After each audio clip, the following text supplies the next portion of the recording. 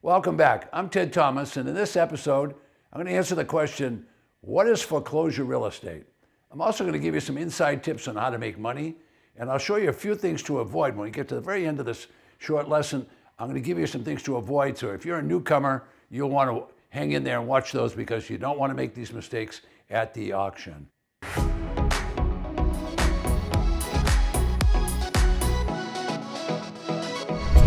So the question today is, what is foreclosure real estate? Well, I can assure you there's a lot of hype about foreclosure. Now, there's times in the United States where there'll be 1 million foreclosures going on in 1 year. Now, I've been teaching tax lien certificates and tax defaulted property for 25 years. For 5 years before that, I was just as an investor. Before that, I was involved in the big business of foreclosure. So when the economy is good, there's foreclosures. When the economy is bad, there's foreclosures. And it's always the same thing. It means people aren't making their payments. So some people are going to die, they're not going to make the payments. Other people are just going to give up and they don't make the payments. People lose their jobs, people get sick. A lot of things happen and properties end up in foreclosure. So what is this foreclosure? Well, first of all, most people want to buy a property, they want to own the property, keep it for their whole life, and live there when they retire. Well, it usually doesn't work out quite that way, but the banks will lend on property. And in the past, they were happy to lend 80% of the value of the property. Prior to that, the early part of the century, they didn't even make that big a loan. Now they'll make loans up to 90 and 95 and 97%. Now, if a lender lends 97% of property, that means there's only 3% the property owner put down. It's very easy for people to walk away from 3%. So foreclosures don't go down, foreclosures continue to increase. Now, why is there a foreclosure? Because the bank wants the property as collateral. So when you ask for a loan, the bank says, we'll be happy to give you a loan. And when you get the loan, you sign the collateral over to the bank. And the bank now will take the property if you don't make the payments. All right, so that's a big business. It's a business for brokers. In the mortgage state, it's a huge business for attorneys. It's a business for people that have to take care of those foreclosures. A lot of people got involved in that business. That made it very expensive. So it's very hard to make money on foreclosures. Number one reason it's hard is people don't have any equity. They haven't made enough down payment. They haven't paid long enough. So if they don't pay their mortgage, the bank would foreclose. If the bank forecloses on a 97% loan, I can tell you right now, they're going to lose 10 or 15%. That's no place for you to be. How are you going to make money on that? So people buy property, they pledge the asset. If they get a 90% loan, your chances of making money are slim and none. All right, now the people lost the property because of a job loss. They might have had sickness, they might have had death in the family, whatever took place. So they're not coming back, but now here's a property that's got to be resold. So the banks resell those properties and they don't make a lot of money in doing it. So who decides on this foreclosure? The bank does. So they'll do everything they can to delay the process. All right, now foreclosure works different in different parts of the country. And that's because there's different loans in different parts of the country.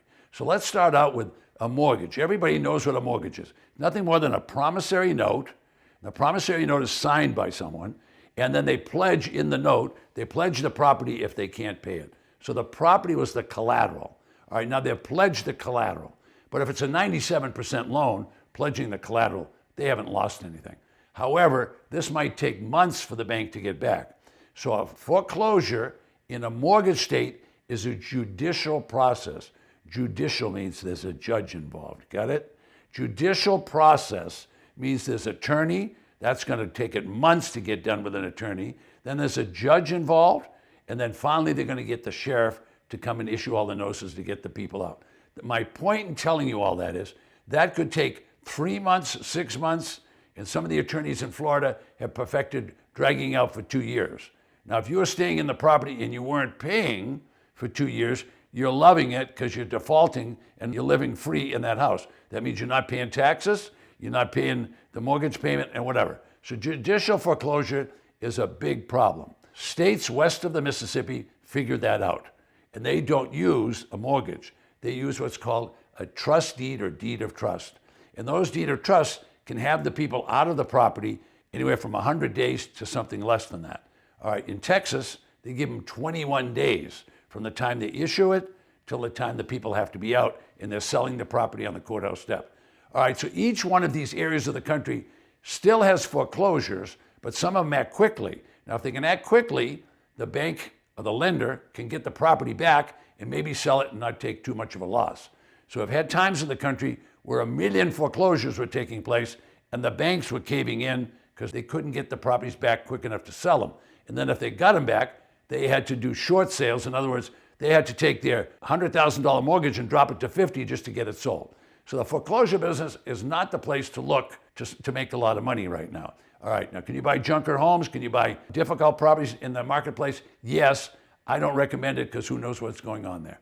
All right, so I come from the foreclosure business. I got in the tax lien and deed business for a reason, because I can buy properties legally, ethically, and with good margins. Why? Because tax defaulted properties are defaulting on taxes, not a mortgage. So a tax is 1 or 2%. A mortgage could be 80 or 90%.